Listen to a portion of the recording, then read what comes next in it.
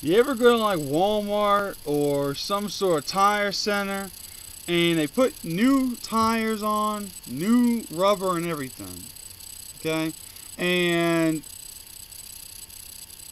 you get home, you're driving down the road, and you feel this vibration in the back end. And you're like, well, they just put new tires on. What else could it be? So you start thinking about this transmission problem, and you start like, getting this headache because you're like, oh man, it's going to be so expensive to fix. Don't think like that. Because regardless of what you see on TV, it's not always a $500 problem that you can't fix yourself at home. So here's a problem that might help you if you have this situation. This is my dad's 1997 Chevrolet Express G1500 van. Now, the tires on the back aren't brand new, but new enough. And the thing is, as we were driving up from Louisiana, I think yesterday, the day before, we noticed a lot of vibration in the back, a lot of noise that shouldn't have been there. It wasn't as smooth as it could be. And a lot of times, if you get new tires put on, they don't balance it right, and you might have a balancing problem. And to fix that, just bring it back to where you bought the tire from and have them rebalance it.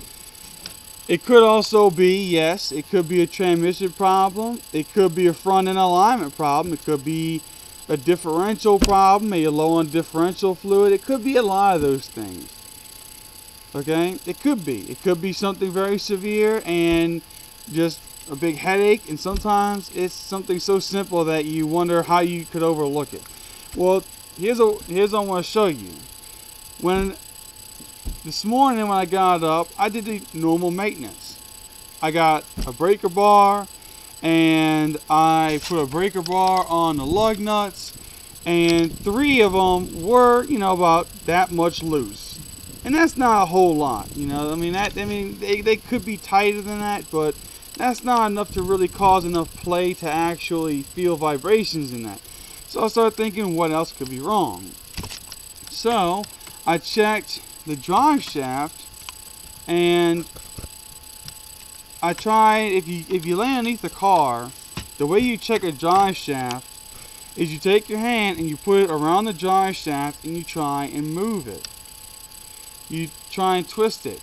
If they have any play whatsoever in that drive shaft and you can twist it like that, then you've just found a reason why, or you found at least one reason why you have vibrations in the rear axles.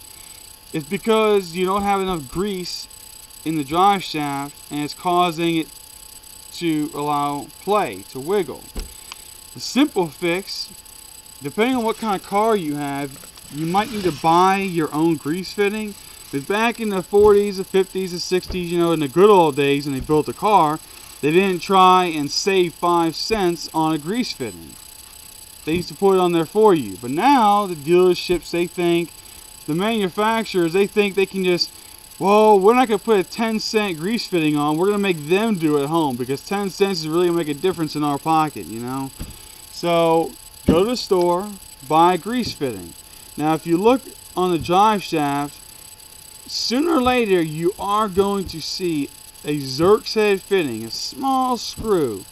On this van, I would show you, but it's kind of not a lot of daylight outside, so you really couldn't see it. But if you look on the passenger side of the drive shaft, depending on where the drive shaft stopped moving at, on this van, it stopped moving on the passenger side, and there's like a big H imprinted into the drive shaft. If you look in the middle of that imprint, you'll see a tiny little screw. You can actually feel it. That is a grease fitting. If you take it out and you put a grease fitting in, then go buy a grease gun and just pump that thing full of grease. And somewhere you'll see some grease popping out saying that it's full. When it gets full, take it for a good long drive, maybe hit a few bumps in the road to try and loosen that grease up, so see if you can repack more in. And once you pack it and you know it's fully packed, you shouldn't feel on that vibration. That by chance you still do feel a tiny bit of vibration, depending on how old the vehicle is, try checking the differential fluid. You'll see a plug in the differential pumpkin. They call it differential, they call it a pumpkin, whatever you want to call it.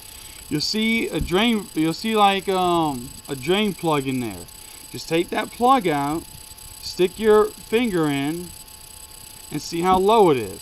The fluid should be right below that plug. Like if you take the plug out and you stick your finger in, that fluid should be high enough that it's not leaking out.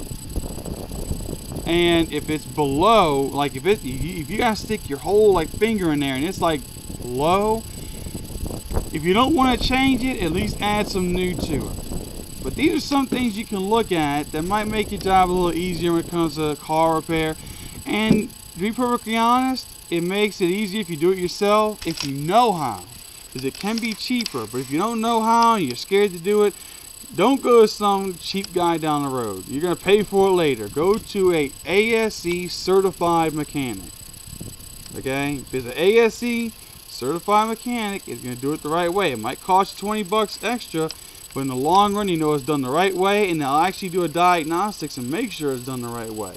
So don't freak out if something's wrong with the car. Just take some time. Go to a dealership, have them tell you what's wrong with it, and don't expect a big $500 bill thing. Just hope that you're lucky enough not to have a big bill, okay?